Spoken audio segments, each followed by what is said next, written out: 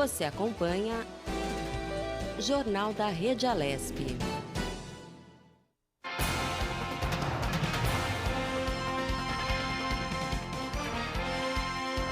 Voltamos com o Jornal da Rede Alesp, seguindo com mais informações aqui do Legislativo. Olha, o Instituto Dante Pazanese de Cardiologia, que atende diariamente cerca de 2.000 portadores de doenças cardíacas em consultas, exames e cirurgias, vai inaugurar em dezembro a plataforma Dante Digital, o que permitirá iniciar procedimentos de medicina personalizada. Segundo a direção do Instituto, o primeiro passo foi a criação de um biobanco integrado ao laboratório biomolecular para a realização de análises genéticas de amostras a partir do sangue coletado dos pacientes. O segundo passo foi implantar o prontuário digital, com informações de todos os setores envolvidos no atendimento ao paciente, integrado a um sistema baseado em inteligência artificial para análise desse conjunto de informações, incluindo os dados obtidos da análise genética, para dar suporte à customização dos diagnósticos. De acordo com a direção do Instituto, a genômica é uma ferramenta importante no tratamento de doenças cardíacas e irá subsidiar a clínica médica. O Dante Digital começou a ser concebido em abril de 2018, quando o Instituto, vinculado à Secretaria de Estado da Saúde, teve aprovado o projeto submetido ao edital do Programa de Modernização de Institutos Estaduais de Pesquisa da Fundação de Amparo à Pesquisa do Estado de São Paulo. Segundo a Fundação, no âmbito desse programa, foram gastos um total de 120 milhões de reais para a modernização da infraestrutura de pesquisa e capacitação de pessoal para 12 instituições de pesquisas. Jornal da Rede Alesp. Bom, e agora a gente vai para uma entrevista aqui no Jornal da Rede Alesp. Vamos conversar com Ivo Dalacqua, que é vice-presidente da FEComércio de São Paulo. E ele fala sobre a prorrogação dos prazos para a suspensão de contrato de trabalho e reduções de jornada e salário. Boa tarde, doutor Ivo. Seja bem-vindo ao Jornal da Rede Alesp. Muito obrigado. Boa tarde a todos. Doutor Ivo, qual a análise da FEComércio sobre essa prorrogação dos prazos para suspensão de contrato de trabalho e reduções de jornada e salário? Bem, foi muito bem-vinda essa prorrogação, porque, de certa forma, ajudou e está ajudando a gente a ter ainda uma manutenção mínima do volume de empregos formais no país e mais. Está oferecendo, de certa forma, um pouco de tranquilidade aos empregadores, bem como aos trabalhadores, por força do desconhecimento total que temos da duração desse período de, digamos, de exceção e de urgência sanitária que nós estamos vivendo. Por quê? A pandemia é um fato, os efeitos estão aí e a sociedade, de certa forma, tem que viver essa travessia até sabermos como poderemos dominar totalmente essa praga que está nos assolando, e é uma forma de podermos controlar melhor. O fato de termos tido a possibilidade de fazer os acordos individuais ou coletivos de redução de jornada e salário trouxe um pouco de tranquilidade, por quê?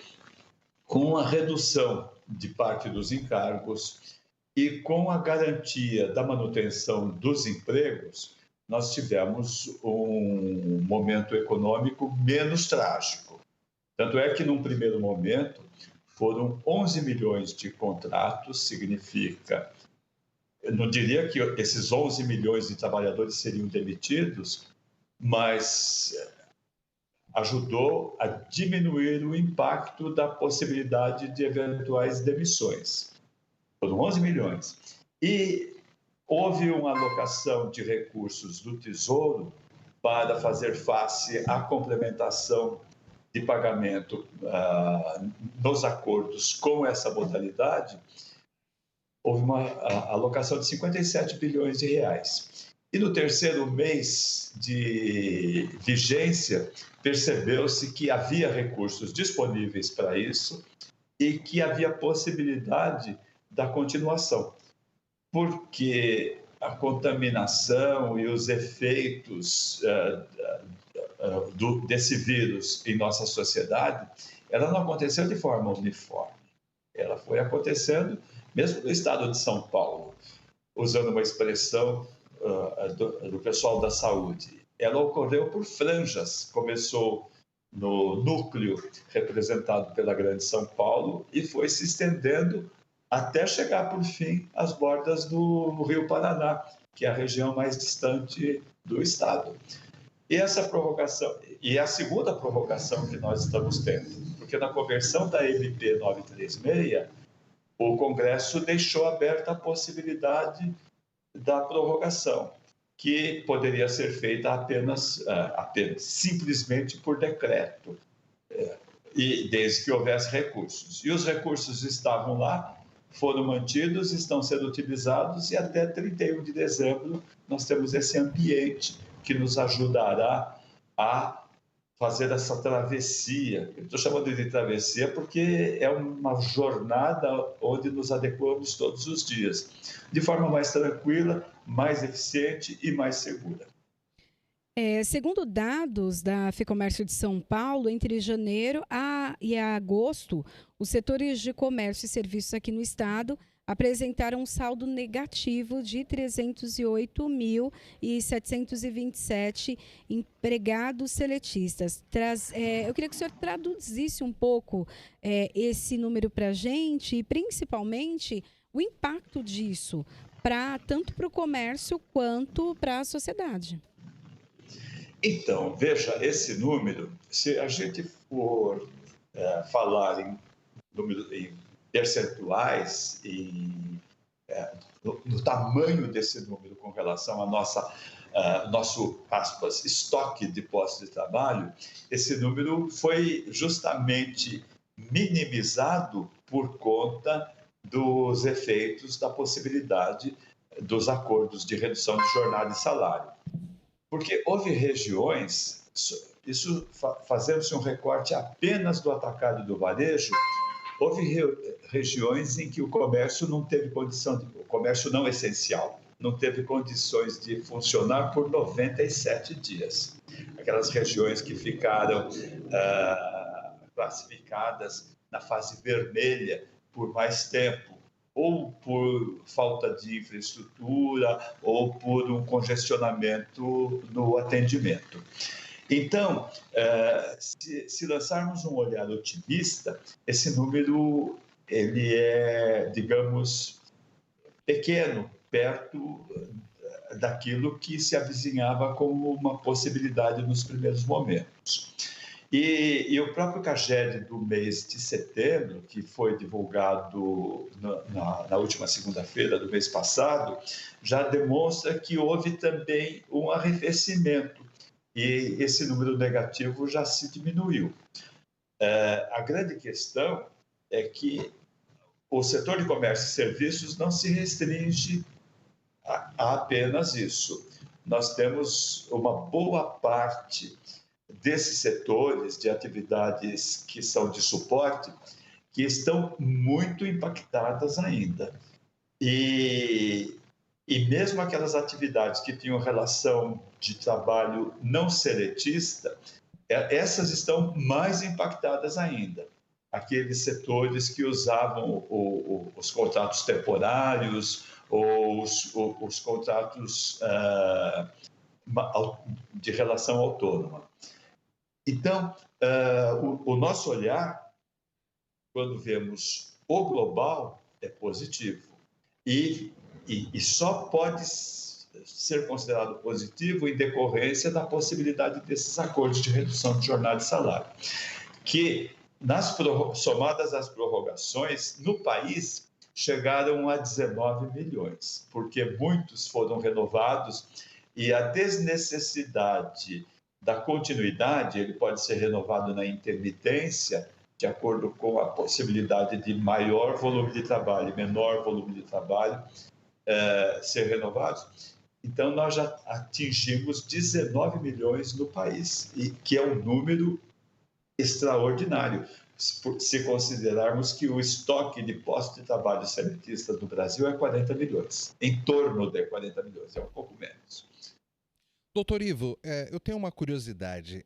Às vezes, instituições representativas de setores, né, instituições setoriais, como a FEComércio, por exemplo, às vezes muitas pessoas desse segmento não procuram uma FEComércio, por exemplo, para pegar mais informações, para participar do dia a dia ali da instituição e contribuir também com a sua experiência com a instituição. Mas no momento de pandemia, que todo mundo viveu uma crise tremenda, que muitos comércios fecharam as portas, houve muitas empresas, muitos empresários, muitos comerciantes que procuraram vocês em busca de realmente uma ajuda ali emergencial, né? Querendo uma consultoria jurídica, querendo uma consultoria econômica. Houve esses integrantes do comércio que procuraram meio que desesperados a FEComércio. Conta um pouco como foi isso para a gente, por gentileza.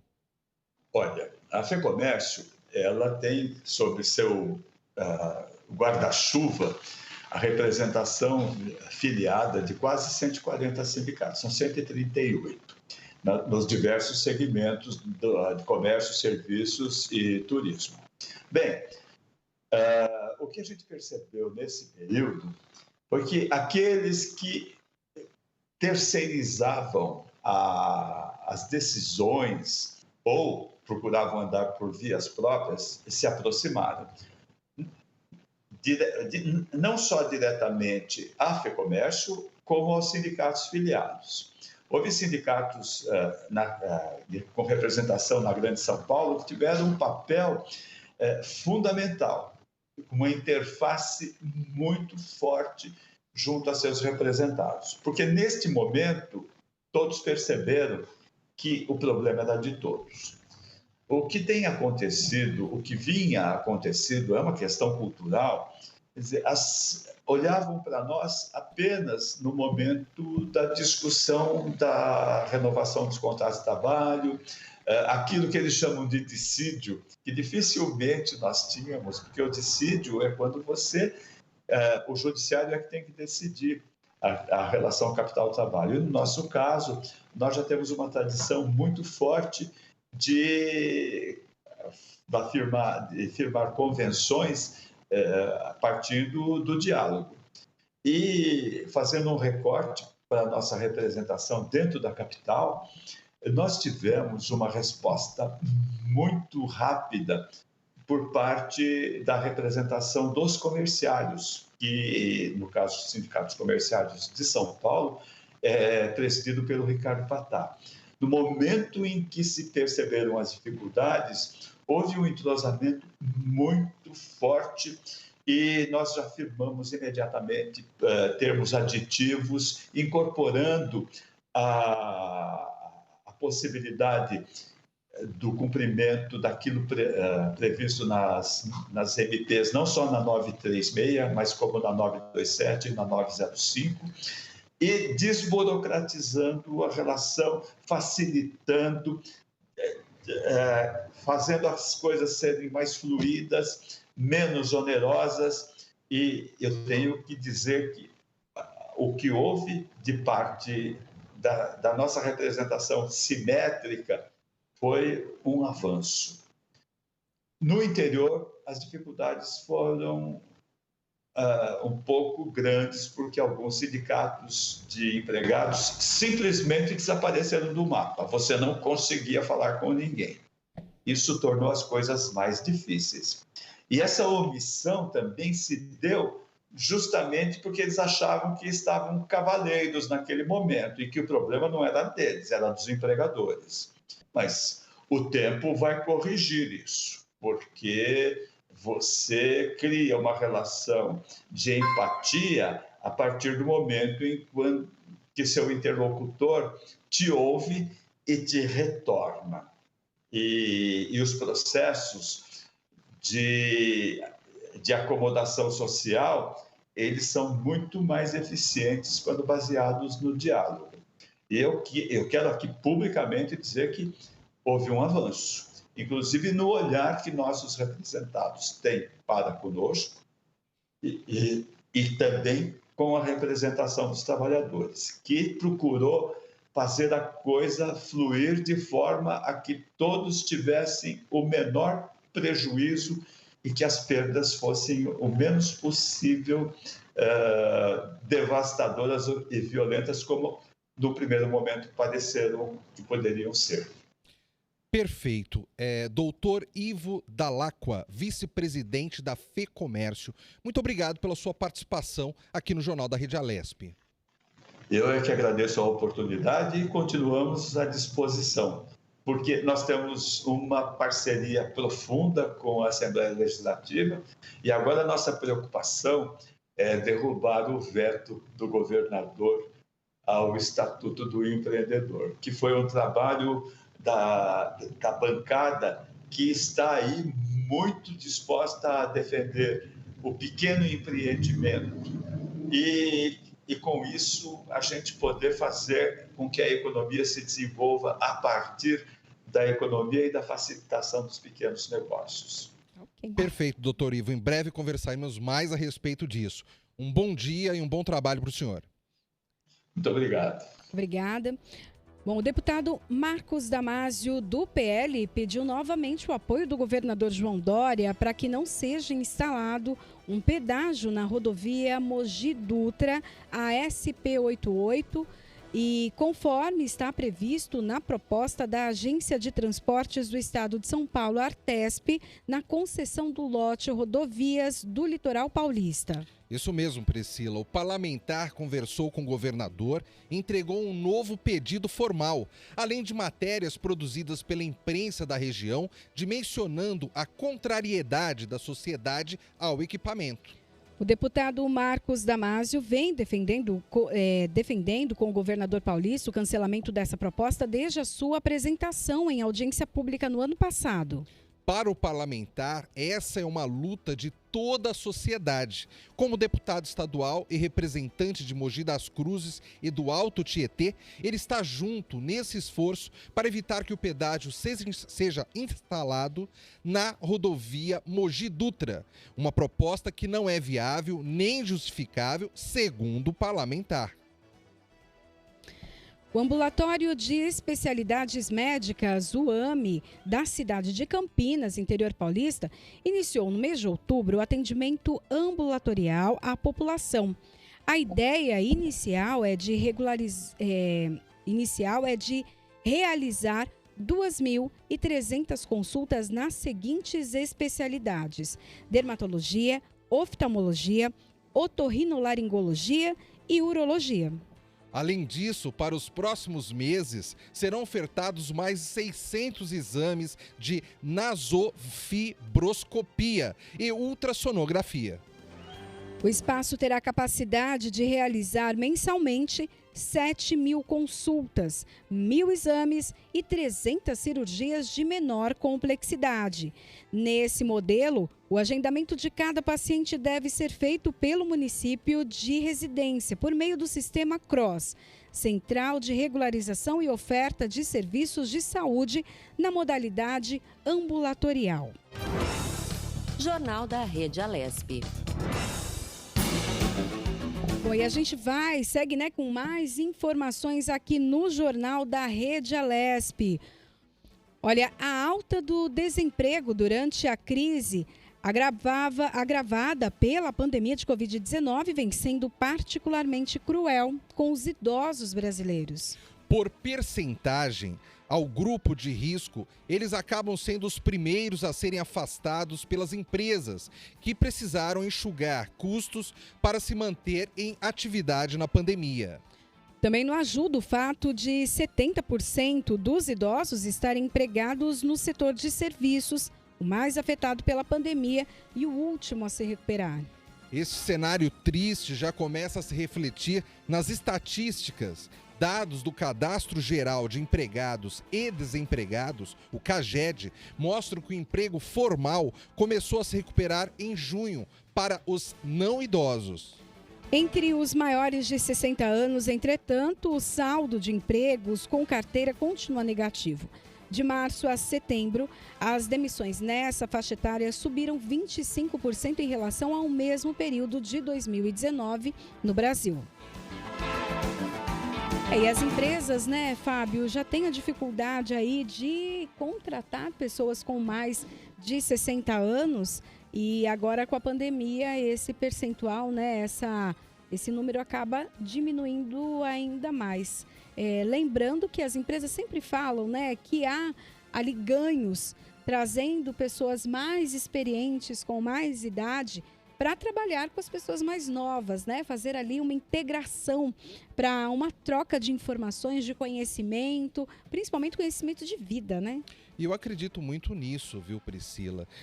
Existem muitas pessoas aí que passaram dos 60 anos e que ainda estão dispostas, ainda estão ativas e têm muita experiência para compartilhar. Então, você mesclar pessoas mais jovens dentro de uma empresa com essas pessoas mais experientes, eu acho que só deixa o trabalho mais profícuo, né, para ambos, né? Tanto para o jovem quanto para a pessoa experiente também, que dá uma rejuvenescida ali dentro da empresa. É verdade. Bom, olha, a gente vai falar um pouquinho então sobre o trabalho dos deputados, né? O deputado Tenente Coimbra, do PSL, se reuniu com os diretores de operações e relações institucionais da Arteres, para discutir sobre investimentos nas rodovias de Pirassununga e entorno. O encontro contou com a presença de políticos e secretários da região.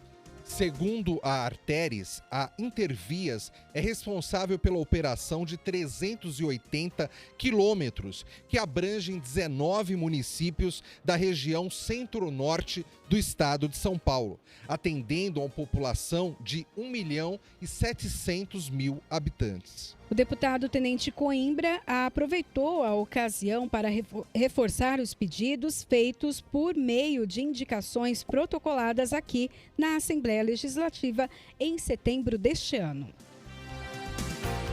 E a gente segue agora para falar, então, sobre o hospital que atende pessoas que passam ali pelo câncer. Olha, no Hospital Regional de Presidente Prudente, Dr. Domingos Leonardo Ceravolo, mesmo em meio à pandemia de Covid-19, olha, o número de atendimentos relacionados ao câncer de mama na unidade aumentou de 1.931 no ano passado para 3.226 neste ano, considerando o período de janeiro a agosto de ambos os anos.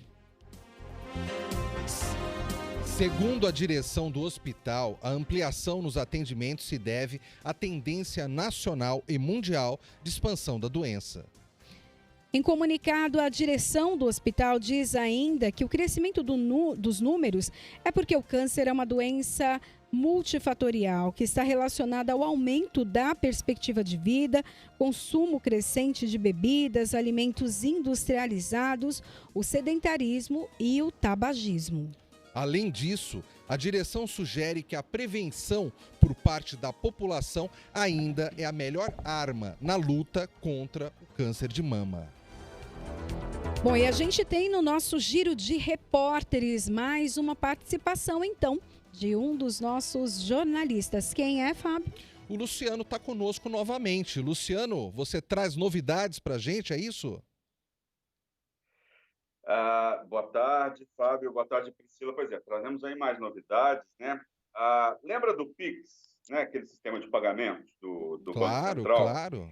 Todo mundo se preparou e, né, tá nessa contagem regressiva. Ele começa oficialmente no dia 16 de novembro. Mas hoje o novo sistema de pagamentos começa a funcionar de forma experimental, né? Hoje, dia 3 de novembro.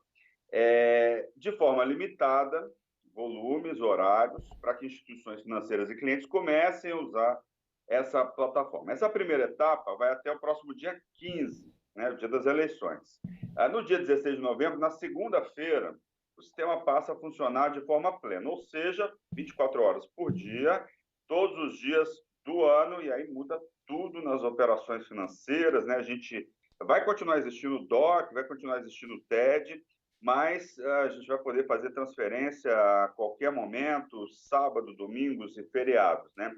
E aí, para quem não sabe, o Pix é uma nova forma de transferir o dinheiro de forma instantânea, né? Uma alternativa, como eu falei, ao DOC e ao TED. Essa primeira etapa, chamada de operação restrita, vai ser limitada por volume de transações e por horários de funcionamento. Mas as transações serão reais, com valores e clientes movimentando dinheiro, né? E aí quem falou isso foi o chefe adjunto do Departamento de Competição e de Estrutura do Mercado Financeiro do Banco Central, Carlos Eduardo Brant. O Pix entra em operação em 762 instituições financeiras autorizadas a operar a plataforma. O número de chaves Pix cadastradas, segundo o Banco Central, é de 55,5 milhões, segundo o último levantamento feito. Horário, né, que é o que todo mundo quer saber. Quando é que eu vou poder usar o Pix? De 9 da manhã até às 10 horas da noite, nessa fase experimental, a partir de hoje. Então, vai até às 10 horas da noite. Exceções. Quinta-feira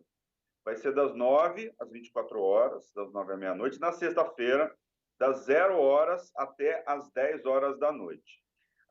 Dia 16 de novembro, quando ele começa a valer para valer, abre às 9 horas e passa a funcionar 24 horas. Restrição de volumes, de 3 a 8 de novembro, de 1 a 5% da base de clientes.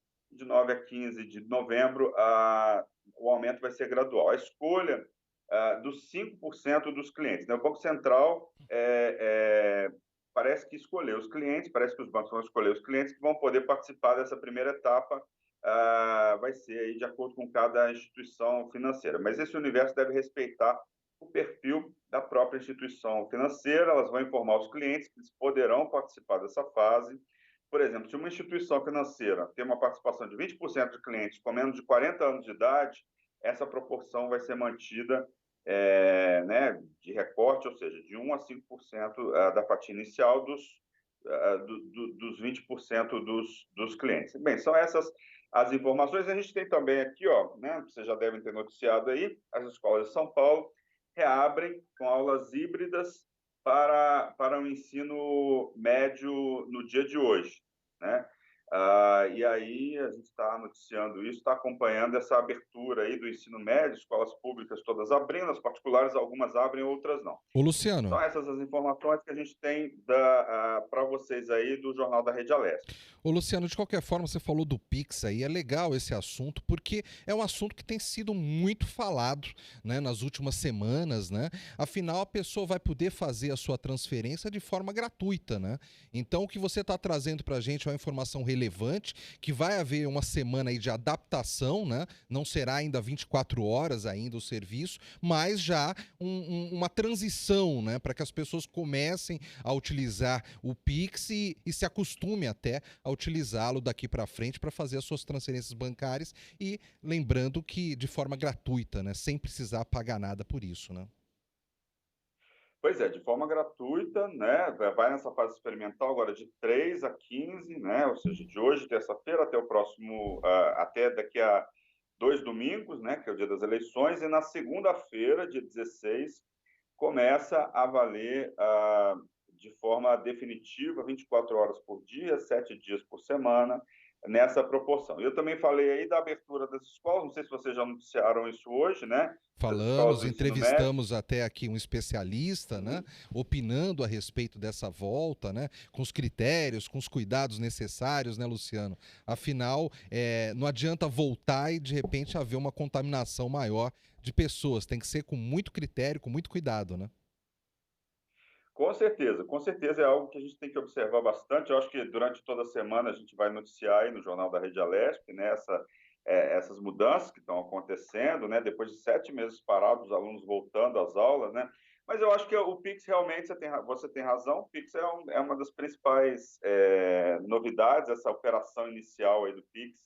Isso vai movimentar o mercado e vai mudar as nossas relações de consumo de uma maneira geral, não é isso, Fábio? Com toda certeza, Luciano. Luciano, muito obrigado mais uma vez pela sua participação aqui no jornal, viu? Obrigado a vocês, bom jornal aí para vocês. Bom final de jornal para vocês. Obrigada, Luciano. Ótimo dia para você. Bom, e a gente segue aqui no Jornal da Rede Alesp falando, então, tendo entrevistas e nós vamos Exatamente. receber, inclusive, agora uma especialista. Olha, o Jornal da Rede Alesp conversa com Raquel Moarec, que é médica infectologista. E ela vai nos falar sobre a nova onda de infecção de Covid-19 no mundo e no Brasil. Boa tarde, doutora Raquel. Seja bem-vinda ao Jornal da Rede Alesp. Boa tarde, Fábio. Vamos lá, vamos tentar ajudar aí, conhecer todo mundo e saber, né, sobre essa nova onda. Exatamente, doutora. A gente tem escutado aí muitas notícias vindo da Europa, lockdown, ou lockdown efetivo, ou se não efetivo, mas já anunciado pelos governos e que deve começar ainda esta semana. O que a senhora acha sobre essa volta do aumento de casos na Europa e até mesmo da possibilidade de mutação do vírus, né, que está preocupando aí a população do mundo inteiro? Olha, é uma coisa esperada quando você tem uma população que não foi 100% acometida pelo vírus. E o vírus ele não deixou de estar presente. Então, a possibilidade, quando você perde as medidas ou as medidas de segurança, que é não realizar o distanciamento social, a chance de você ter novamente novos casos é grande. O que está ainda interrogado é se é uma reinfecção ou se realmente é uma mutação do vírus. Isso definido ainda não está. O que a gente tem é as pessoas deixaram de fazer as medidas de segurança com o retorno do aumento do número de casos. Doutora, então assim, ainda não se sabe se esse número tem a ver com a flexibilização ou com uma nova contaminação, é isso? E não. Com a flexibilização que a gente tem... A flexibilização, sim. Tá. Então, você fazendo a flexibilização, mas não fazendo distanciamento, que é você flexibilizar, é continuar fazendo as medidas de segurança. Uhum. É trabalhar, é viver, mas você precisa manter o distanciamento social. E isso é o que, né, toda indicação, além de todo o cuidado também com a saúde. Agora a gente volta também com as aulas presenciais. Isso pode ser um risco e pode trazer uma nova onda de contaminação? Então, se você não tiver o cuidado ou distanciar-se, no Brasil nós tivemos um platô muito maior, uma manutenção do número de casos por tempo maior. Então, o que eu posso te dizer é que no Brasil eu não sei se a gente vai ter a tal da segunda onda pelo tempo maior de platô. Talvez a gente tenha um aumento de casos, mas não chega a ser uma nova onda, por causa do tempo maior que ficamos em números aumentados, sustentados de casos. Então, talvez no Brasil a gente não tenha esse grau que evoluiu novamente a Europa. Tá? Doutora, na Europa, por causa do verão, né, que ocorreu lá um pouquinho de tempo atrás, muita gente foi para a rua e acabou não considerando os cuidados básicos que se deve tomar. E talvez por isso esteja se pagando um preço neste momento. Aqui no Brasil, a gente está chegando numa época de final de ano, numa época de festas, de temperaturas um pouco mais altas. A senhora acha também que se as pessoas forem para a praia, forem viajar, o número pode, nos próximos 30 dias, aí, aumentar? Ou ainda é cedo para falar a respeito disso? Olha, a Europa está mostrando que o que acontece quando a gente deixa de fazer os cuidados e a de lavagem, o uso de máscara e distanciamento. Então, é exatamente isso que pode acontecer no Brasil se a gente deixar de manter as medidas preventivas. Só que como a gente teve um tempo maior, ainda estamos tendo, a gente não deixou de ter novos casos, a gente não deixou de estar ausente a mortalidade. Só que a gente ainda está em evolução de queda progressiva. Isso é uma boa coisa. Isso quer dizer que nós estamos tendo, cada 100 pessoas, elas só dão 93 de contaminação. Então, isso é uma boa coisa. Quer dizer, em vez da gente ter cada 100 pessoas levar 300 pessoas, a gente está tendo cada 100 pessoas levando a 93. Mas esses 93 é um número alto. É uma boa coisa? Mas continua tendo um número de casos ainda. Então, está em melhora? Ótimo. Estamos abaixo de 1 essa transmissão? Ótimo. Só que não dá para se perder os cuidados. Primeiro porque não tem um tratamento único e eficaz. E nós não temos ainda a vacina para que isso diminua as formas graves. Então, se esses 93 que pegarem forem deles 20% formas graves, a gente vai continuar tendo a mortalidade aumentada ainda, alta e presente. Doutora, e a questão da vacina, né? Todos, né, têm a expectativa da chegada da vacina junto com a expectativa de uma vida voltar ali ao normal. Eu queria que a senhora falasse um pouquinho disso, né? Dessa expectativa que todo mundo tem da vacina e se realmente a gente vai ter depois uma vida normal ou esses cuidados vão continuar. Olha, nós temos no mercado mais de 35 vacinas em fase 1.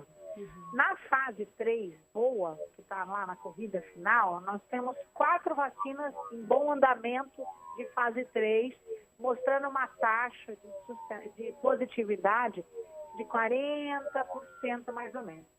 Isso quer dizer, para eu ter uma vacinação eficaz e sustentada, com uma barreira boa, que leva a manutenção da resposta, eu tenho que ter acima de 80% a 90% da população vacinada para qualquer vacina.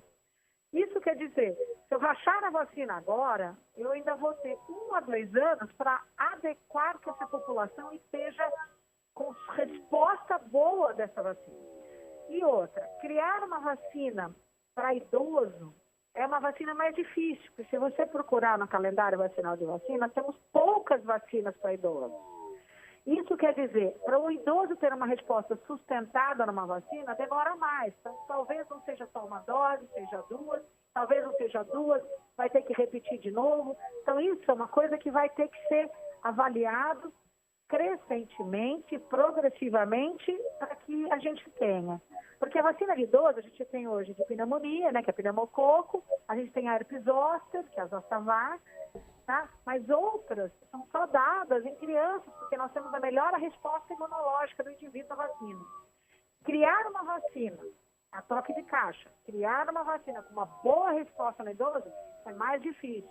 Então, sim, todas as que estão aí no mercado de vacina que está rodando, uma coisa, porque quanto mais vacina tiver, maior a chance de imunização da população global. E é uma tentativa que a gente precisa para diminuir formas graves. Nós não vamos deixar de ter casos enquanto a maioria da população não for vacinada adequadamente. Doutora Raquel Muarrec, infectologista, muito obrigado pela sua participação aqui no Jornal da Rede Alesp. Obrigada, doutora. Fábio, Priscila, eu que agradeço a honra de falar com vocês. Obrigada a todos. Muito obrigada. Bom, o Jornal da Rede Alesp, tudo sobre o Legislativo Paulista. E lembrando, se você quer dar a sua sugestão sobre algum tema, algum assunto, liga pra gente, manda mensagem pelo WhatsApp. O nosso número é 11 98457 8129 e deixe então a sua mensagem. Outra coisa muito importante, mantenha os cuidados de prevenção contra o coronavírus. Por hoje é só, um ótimo dia a todos, até amanhã. Um ótimo dia, tchau, tchau.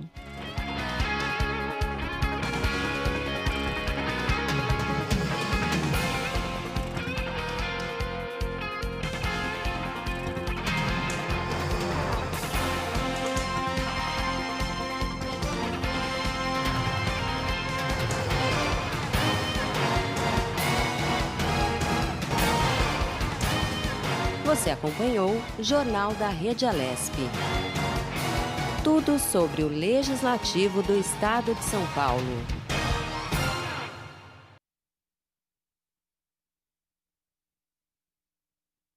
Eu acho que... Parece que falta uma palavra aqui, não fala? Eu tenho que fazer as... Eu preciso gravar as cabeças.